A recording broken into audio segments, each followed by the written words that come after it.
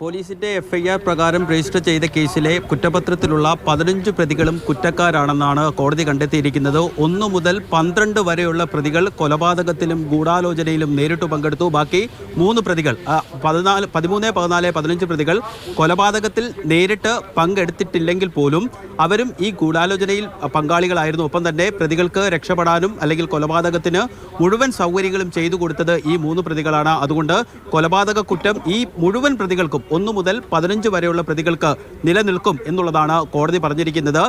എന്ന് മാത്രവുമല്ല, പ്രോസിക്യൂഷന്റെ അവസാനഘട്ട വാദവും ഇന്ന് കോടതിയിൽ നടന്നു. അതായത് പ്രോസിക്യൂഷൻ പറഞ്ഞത് രഞ്ജിത്ത് ശ്രീനിവാസനെ കൊലപ്പെടുത്തിയത് മുൻപെങ്ങും രാജ്യത്തിന്റെ അല്ലെങ്കിൽ കേരളത്തിന്റെയോ ചരിത്രത്തിൽ ഇല്ലാത്ത രീതിയിലുള്ള അതിദാരുണമായൊരു കൊലപാതകമായിരുന്നു. പ്രത്യേകിച്ച് കൂടം കൊണ്ട്, അതായത് ചുറ്റിക കൊണ്ട് തലയ്ക്കടിച്ച് തല ചിതറിച്ചതിന് ശേഷമാണ് അമ്മയുടെയും മകളുടെയും ഒപ്പം തന്നെ ഭാര്യയുടെയും മുന്നിലിട്ട് രഞ്ജിത്ത് ശ്രീനിവാസനെ അതിദാരുണമായി കൊലപ്പെടുത്തിയത്. അതുകൊണ്ട് കോടതി പരമാവധി ശിക്ഷ പ്രതികൾക്ക് നൽകണം എന്നുള്ളതായിരുന്നു പ്രോസിക്യൂഷന്റെ വാദം കേട്ട ശേഷമാണ് കോടതി വിധി പറയാൻ വേണ്ടി തിങ്കളാഴ്ചത്തേക്ക് കേസ് മാറ്റിയത്. എന്തായാലും കേരളമാകെ ചർച്ച ചെയ്ത വലിയ രാഷ്ട്രീയ പ്രാധാന്യമുള്ളൊരു കൊലപാതകമായിരുന്നു രഞ്ജിത്ത് ശ്രീനിവാസന്റേത്.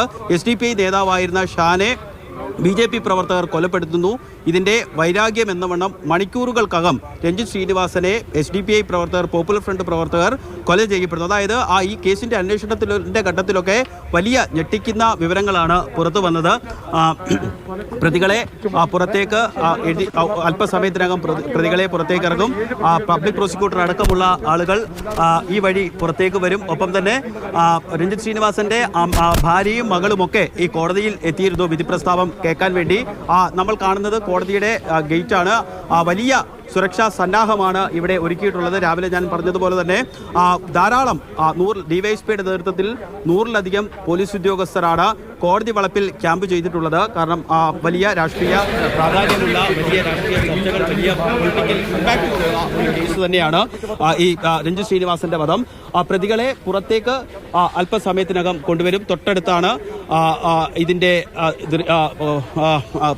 പ്രതികളെ രഞ്ജിത്ത് ശ്രീനിവാസന്റെ കേസിൽ കോടതി കുറ്റക്കാരാണെന്ന് കണ്ടെത്തിയ പ്രതികളെ കോടതിയിൽ നിന്ന് പുറത്തേക്ക്, തൊട്ടപ്പുറത്തേക്കുള്ള ജയിലിലേക്ക് കൊണ്ടുപോവുകയാണ്. അതിന്റെ ദൃശ്യങ്ങളാണ് പ്രേക്ഷകർ കണ്ടുകൊണ്ടിരിക്കുന്നത്. 1 മുതൽ 15 ഈ കേസിൽ 2 കുറ്റപത്രമാണുള്ളത്. ആദ്യ കുറ്റപത്രത്തിൽ രഞ്ജിത്ത് ശ്രീനിവാസന്റെ വധത്തിൽ നേരിട്ട് പങ്കെടുത്ത ആളുകളും ഗൂഢാലോചനയിൽ നേരിട്ട് പങ്കെടുത്ത ആളുകളുമാണ് 15 പേർ. ഇതിനുശേഷം മറ്റൊരു കുറ്റപത്രം കൂടി, മറ്റൊരു FIR കൂടി പോലീസ് രജിസ്റ്റർ ചെയ്തിട്ടുണ്ട്. അത് പ്രതികൾക്ക് രക്ഷപ്പെടാൻ സഹായം നൽകിയവർ, മറ്റു സൗകര്യം കൊടുത്തവർ ഒക്കെയാണ് ആ കേസിലെ പ്രതികൾ. 1 മുതൽ 15 വരെയുള്ള പ്രതികൾ കുറ്റക്കാരാണെന്ന് കോടതി കണ്ടെത്തിയിരിക്കുന്നു. ഇവരെ ഈ മാവേലിക്കര കോടതിയുടെ തൊട്ട മതിൽക്കെട്ടിന് അപ്പുറമുള്ള ജയിലിലേക്ക് കൊണ്ടുപോവുകയാണ്. ആ ദൃശ്യങ്ങളാണ് പ്രേക്ഷകർ കണ്ടുകൊണ്ടിരിക്കുന്നത്. 1 മുതൽ 12 വരെയുള്ള പ്രതികൾ നേരിട്ട് കൊലപാതകത്തിലും ഗൂഢാലോചനയിലും പങ്കെടുത്തെന്ന് കോടതി കണ്ടെത്തിയിരിക്കുന്നു. എന്ന് മാത്രവുമല്ല, 13, 14, 15 പ്രതികൾ കൊലപാതകത്തിൽ നേരിട്ട് പങ്കെടുത്തിട്ടില്ലെങ്കിൽ കൂടിയും ഈ പ്രതികൾക്ക് ഗൂഢാലോചനയ്ക്കും മറ്റ് എല്ലാവിധമായ സൗകര്യങ്ങളും ചെയ്തതുകൊണ്ട് ഈ പ്രതികൾക്കും കൊലക്കുറ്റം നിലനിൽക്കും എന്നുള്ളതാണ് കോടതി കണ്ടെത്തിയിരിക്കുന്നത്. വിധി തിങ്കളാഴ്ച പ്രസ്താവിക്കും. രഘുനാഥ് നാരായണനാണ് രഞ്ജിത്ത് ശ്രീനിവാസൻ വധക്കേസുമായി ബന്ധപ്പെട്ട വിധി പ്രസ്താവത്തിന്റെ വിശദാംശങ്ങൾ നൽകുന്നത്.